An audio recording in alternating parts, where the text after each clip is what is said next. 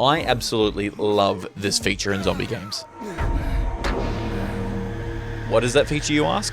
Permadeath. That's what. Now I know what you're saying, but jury, most zombie games have permadeath. I know, but I'm specifically talking about this type of permadeath where you play as a group of survivors and you have to keep them all alive. Because if one of them dies, they are gone and you simply have to keep on playing on without them. And it gives you a real good feeling of like a proper zombie survival situation, almost like you're watching The Walking Dead or something along those lines. I personally think this particular mechanic is fantastic and it really makes you think more about your decisions and gives you more real zombie game experience. The first time I ever played a game that had this kind of mechanic was State of Decay, and I remember vividly the first time I lost the main character, or my first character in that game, and I was like shook. It was so cool, so terrible, and so amazing at the same time, because you build a relationship with this character, you're building up their stats, they become someone that you lean on to help carry your whole team to survival.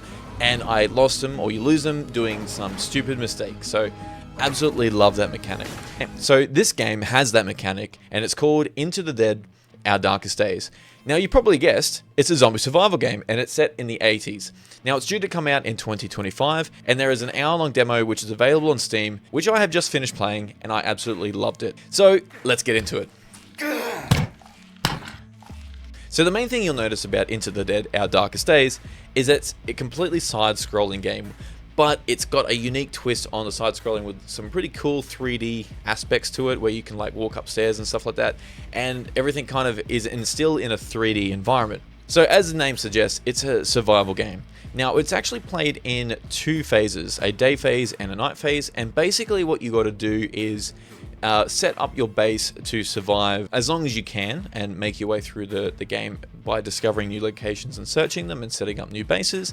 And basically what happens is during a phase you can ask the people in you assign them different tasks to do, whether or not that's cooking, crafting, sleeping, building new weapons or equipment and stuff like that. But one of the things you'll always be doing is scavenging. You choose between one of your two companions to go out scavenging. Now every companion has their strengths and weaknesses. Some are better at scavenging, some are better at tinkering at home, but obviously all of them can go out scavenging anyway. So once you've chosen your scavenger, you go out, and this is where you start doing a little bit more of the actual interactive gameplay. So what happens is you enter in this particular location which you're going to scavenge, and you've got to go through basically a side-scrolled pathway through a house. Now there are going to be different interactions where you can scavenge for different equipment, or where you can find different items that you can use for upgrading a base or building new equipment, or you'll be obviously run into zombies.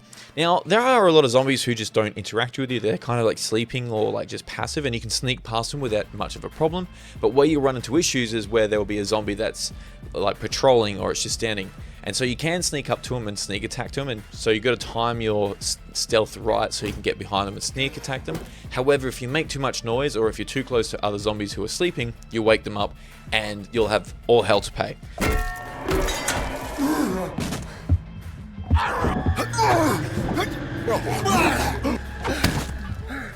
Now the combat in this game is pretty much limited to like stealth attacks, or like just like fighting with a weapon.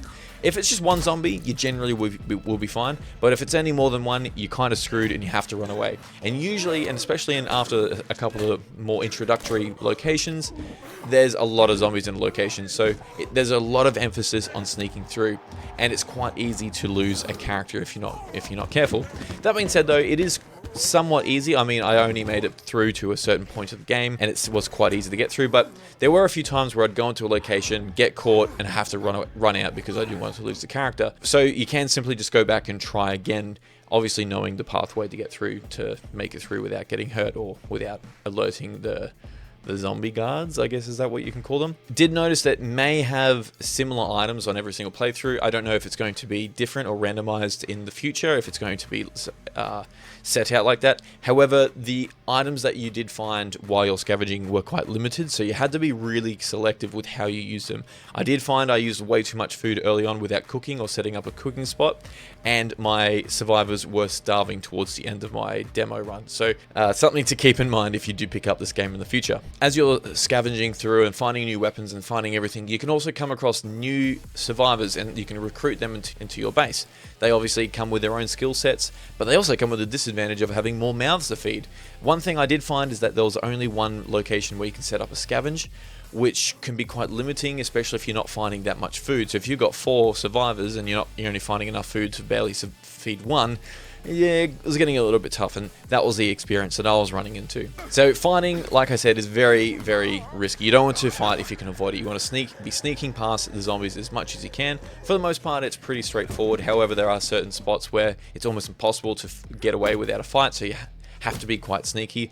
I didn't unfortunately find any weapons during my hour-long playthrough, like guns I specifically mean, but I know they are definitely in there. Similar to Project Zomboid is once you start shooting guns, more zombies appear and then you're gonna have a hard time. Now overall the graphics look really nice. It's a really nice looking game, and I was pretty pleased with it. The 80s style is quite nice, and the overall like theme of the entire game is quite a cool game, and the sound effects of the zombies was just creepy.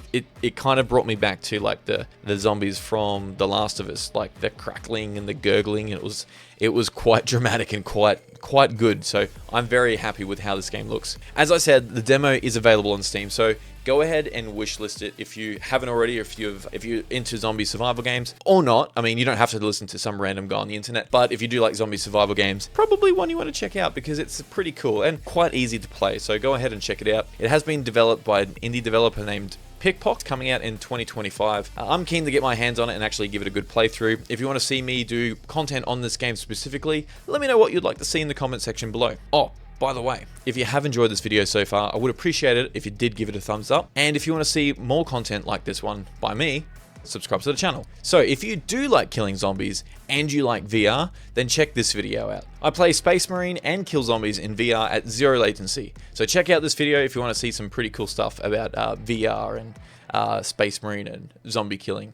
Anyway guys, I hope you've enjoyed this video and I'll catch you next time.